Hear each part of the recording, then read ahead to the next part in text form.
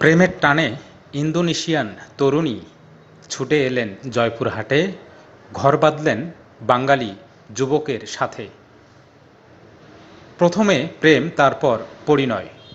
সেই পরিণয়ের আনন্দ সবার সাথে ভাগ করে নিতে স্বামীর হাত ধরে জয়পুরহাটের খেতলালে এসেছেন ইন্দোনেশিয়ার এক তরুণী। এই তরুণীর সঙ্গে জয়পুরহাটের খেতলাল উপজেলার এক যুবকের ইন্দোনেশিয়ায় তাদের রীতি মেনে বিয়ে সম্পন্ন হয়। ওই যুবকের নাম শাকিউল ইসলাম, ২৯। তিনি খেতলাল উপজেলার কুসুমশহর গ্রামের আমিনুল ইসলামের ছেলে। আর তরুণীর নাম তারাডা বার্লিয়েন মেগানেন্দা, ২৭। তার বাবার নাম লাসিমিন।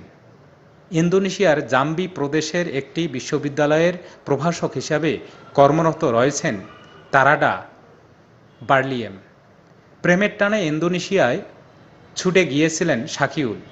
বিয়ে করে স্ত্রী নিয়ে দেশে ফিরেছেন। শাকিউলের পরিবার ও স্থানীয় সূত্রে জানা গেছে, চাকরির সুবাদে প্রায় ৫ বছর ধরে ঢাকায় থাকতেন শাকিউল। সেখানে বেসরকারি একটি প্রতিষ্ঠানের ক্যাশিয়ার পদে কর্মরত রয়েছেন। ঢাকায় থাকা অবস্থায় ইন্টারন্যাশনাল ভাষা শিক্ষা ফোরামের স্পিকিং 24 নামের একটি অনলাইন সাইটের মাধ্যমে শাকিউল ও তারাডা বার্লিয়েমের পরিচয় হয়। এক পর্যায়ে তাদের প্রেমের সম্পর্ক গড়ে ওঠে। দীর্ঘ ৫ বছর ধরে তাদের প্রেম চলে। আগে শাকিউল ইসলাম ইন্দোনেশিয়ায় যান। এ মাসের ১০ জুন ওই দেশে আইন ও রীতি মেনে সেখানে তাদের বিয়ে সম্পন্ন হয়। এরপর মঙ্গলবার বিকেলে নবদম্পতি কুসুমশহর গ্রামে শাকিউলের বাড়িতে আসেন।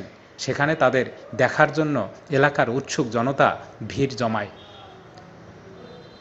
বৃহস্পতিবার এখানে তাদের বৌভাত হবে বলে পারিবারিক সূত্রে জানা গেছে।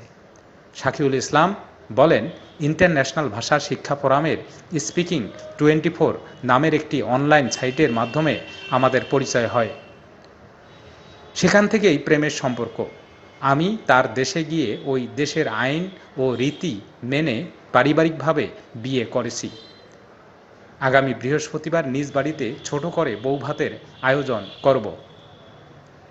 সম্পর্কে শাকিউলের প্রতিবেশী চাচা ও স্থানীয় ইউপি সদস্য নজরুল ইসলাম বাবলু বলেন, ভাতিজা শাকিউলের সঙ্গে বৌমা তারাডার সম্পর্ক ছিল।